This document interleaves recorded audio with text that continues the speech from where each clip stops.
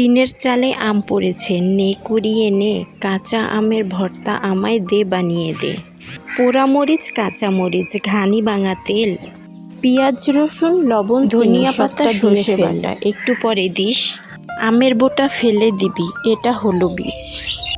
কাঁচা আমের ভর্তা দেখে জিহ্বায় এলো জল, এত দেরি করলে তোরা খাবি কখন বল।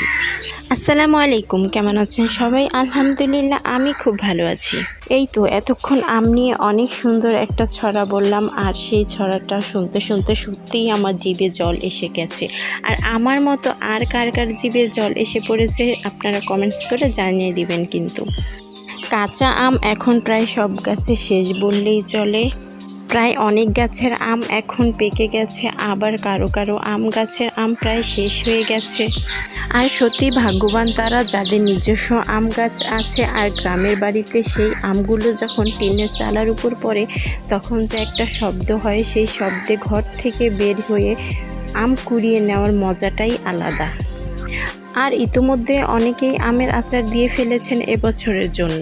আর আমি তো প্রতিবার আম খেতে খেতে আমের আচার দেওয়ার কথা ভুলেই যাই। এই বলি কিছুদিন পরে দেব, এটা করতে করতে আম পেকেই যায় সব।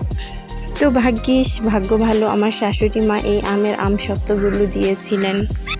আমার এবং আমার ছেলের আমের আমসত্ত্বগুলো খেতে খুব ভালোই লাগে, কিন্তু কষ্ট করে আম কেটে সেই আম সিদ্ধ করে এগুলো রোদে শুকিয়ে আমের আমসত্ত্ব দেওয়াটার এত ধৈর্য আমাদের হয় না। তো আমার শাশুড়ি মাকে স্পেশালভাবে অনেক ধন্যবাদ জানাই এত বড় একটা আমসত্ত্ব দেওয়ার জন্য। আর আমসত্ত্বটা সত্যিই খুব মজা হয়েছে। এগুলো আমি কেটে একটা বক্স করে রাখছি, এগুলো পরে খাওয়া যাবে এবং সারা বছরই আমের স্বাদ নেওয়া যাবে এই আমসত্ত্ব থেকে। তো ভালো থাকবেন সবাই, আসসালামু আলাইকুম।